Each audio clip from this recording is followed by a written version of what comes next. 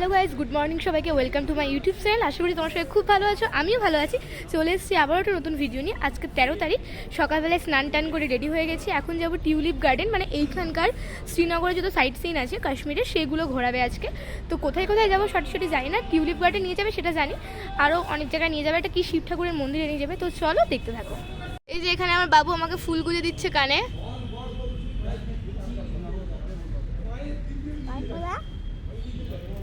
কি করে যে গুঁজে দিচ্ছে কি জানি। ওরে যা পড়ে যাচ্ছে, চুপ। উফ উফ উফ করে যাচ্ছে। দে আমি করে নিচ্ছি, দে।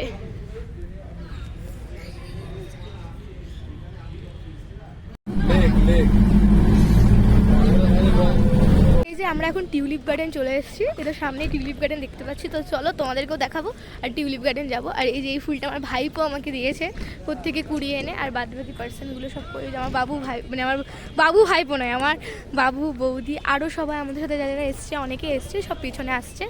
তো চলো যাওয়া যাক। আর টিউলিপ গার্ডেনের টিকিট 75 টাকা করে।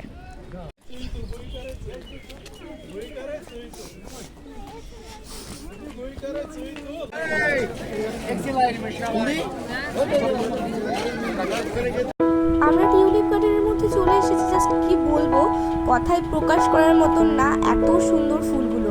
আর এ প্রান্ত থেকে সে প্রান্ত, গোটা প্রান্তটাই টিউলিপ ফুলে ভর্তি, বিভিন্ন কালারের টিউলিপ ফুল জাস্ট দেখতেই পাচ্ছ। আর এটা এশিয়ার সব থেকে বড় টিউলিপ বাগান। আর আমরা যে সিজনটায় গেছি, মানে আমরা এপ্রিল মাস নাগাদ গেছিলাম, আর এপ্রিল মাসেই এখানে এত ফুল দেখতে পাওয়া যায়। এর আগে যারা গেছিল তারা কুড়ি দেখতে পেয়েছে, আর আমরা ফোটা অবস্থায় ফুল দেখতে পেয়েছি। দেখো কি সুন্দর, কত কালার। টিউলিপ গার্ডেনে প্রচুর কালারের ফুল আছে, প্রচুর, মানে কি কালার নাই তোমাদেরকে বলবো। আর ফুলগুলো এত সুন্দর, এত সুন্দর। আর বাগানটা এত বড়, ঘুরে শেষ করা যাবে না। একটা ক্যামেরাম্যান আনতে হতো, তাহলে জাস্ট ছবি যা আসতো না, সেই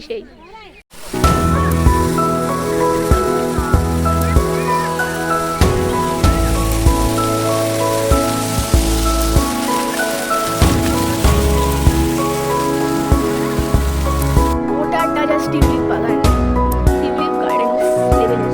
এইদিকেও এশিয়ার মধ্যে কাশ্মীরে শুধু টিউলিপ ফুল ফোটে, যেটা হচ্ছে এখানে। আর এই গার্ডেনটা এত সুন্দর, এত সুন্দর, তোমাদের কি বলবো।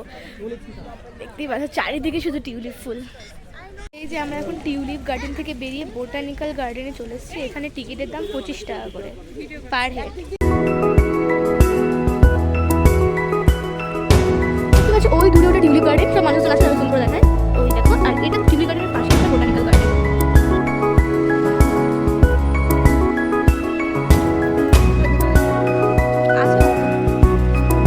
আমার বাবুর খিদে পেয়ে গেছে, কারণ ও কিছু খেয়ে আসেনি। আমরা তো রুটি তরকারি খেয়ে এসেছি, আর বাবু কিচ্ছু খেয়ে আসেনি।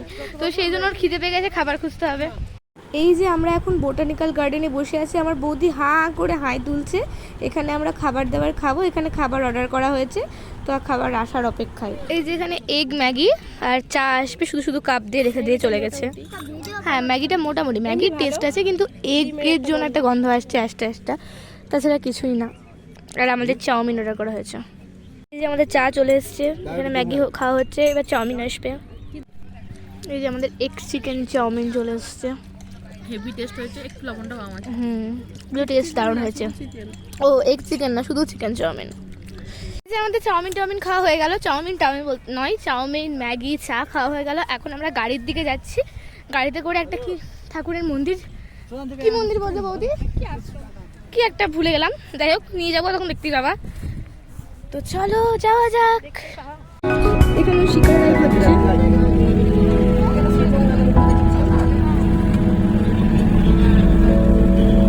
এই যে এখানে আমরা শালিমার গার্ডেনে চলে এসেছি। দারুণ, পুরো জল কাছে, মানে চল তোমাদেরকে দেখাচ্ছি। এখানেও শিকারা পাওয়া যায়, শিকারা রাইড করা যায় এখানেও।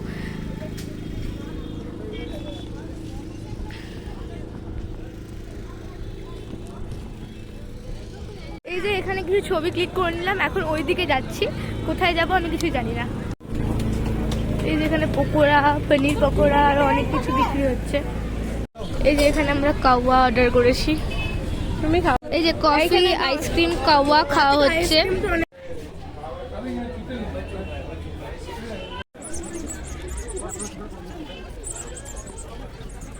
এই যে আমরা মোগল গার্ডেনে চলে এসেছি।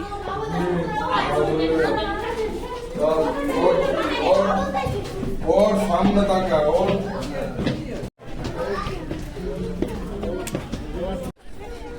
মানে প্রচুর ভিড়।